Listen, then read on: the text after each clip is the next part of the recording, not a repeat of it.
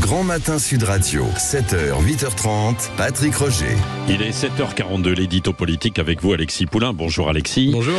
On va parler évidemment avec ces commémorations, beaucoup d'histoire pendant 3 jours, mais aussi d'actualité parce qu'il y a la guerre en toile de fond entre la Russie et l'Ukraine. Ouais, histoire passée, histoire présente, puisqu'on est en train de vivre l'histoire avec cette guerre en Ukraine. On voit bien que tout s'accélère. Les différentes déclarations d'Emmanuel Macron sur l'envoi de potentiels instructeurs démineurs français en Ukraine, la réponse de la Russie disant qu'ils seront des cibles comme n'importe quel soldat ukrainien, qui a fâché le Quai d'Orsay d'ailleurs. Et puis hier, Vladimir Poutine devant la presse internationale, qui a clairement menacé en disant que lui aussi s'apprêtait à livrer des armes potentiellement à des pays tiers pour cibler les pays qui sont en guerre contre la Russie ou qui autoriseraient l'utilisation des armes, puisque c'est la grosse nouvelle de ces derniers jours, c'est que Washington, comme la France ou l'Allemagne, autorise maintenant l'Ukraine à utiliser les armes de longue portée sur le territoire russe pour cibler notamment les cibles d'envoi de missiles. Il y a beaucoup de choses qui se passent. Le front continue d'être extrêmement mouvant. En Ukraine, des lois qui continuent pour agrandir la conscription.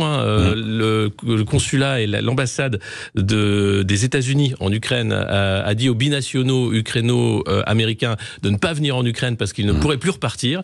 L'idée, c'est bien sûr d'avoir davantage de soldats. Et puis, il y a évidemment l'invitation de Zelensky aux cérémonies du débarquement et la non-invitation des Russes pour les mettre au banc de la communauté internationale avec des rendez-vous qui vont se faire avec Joe Biden, président des États-Unis, Emmanuel Macron, en amont du G7 la semaine prochaine, où il y aura d'autres décisions. On attend évidemment le discours d'Emmanuel Macron. Et puis, d'ores et déjà, vendredi, 2 accords vont être signés entre la France et l'Ukraine pour plus de 650 millions d'euros de prêts et de dons pour l'Agence française de développement, notamment un fonds de 400 millions d'euros de prêts et 50 millions de dons pour le soutien aux collectivités locales ukrainiennes pour refaire toutes les infrastructures d'énergie, de transport. On se rappelle le barrage qui avait été explosé et puis toutes les centrales qui ont été aussi énergétiques touchées. Et puis il y aura un fonds de soutien, et là on se rend compte qu'on prépare déjà l'après, déjà la reconstruction, un fonds de soutien de 200 millions pour accompagner les entreprises françaises dans les futurs appels d'offres. Donc vous voyez que c'est un double discours, mais on voit que peut-être cet été,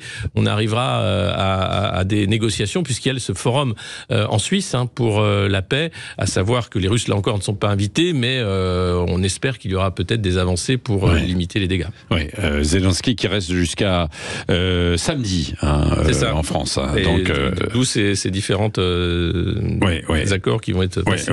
Dans un climat qui est quand même assez tendu, il y a des mesures de sécurité exceptionnelles en Normandie, bien sûr, en région parisienne hier aussi, où c'était la pagaille parce que Biden, ce matin aussi, le périph' est à moitié coupé. Non, mais hier, et donc les gens râlaient, évidemment, personne n'avait été prévenu, tout était coupé, c'est assez incroyable. Mais évidemment, et malgré ça, il y a cette affaire du russo-ukrainien qui a été arrêté en début de semaine à Roissy, lundi, après avoir été blessé par un engin explosif artisanal dans sa chambre d'hôtel. C'est assez étonnant, évidemment, tout ça. Merci Alexis Poulain, vous revenez tout à l'heure à 8h15 dans Dites-le franchement sur Sud Radio.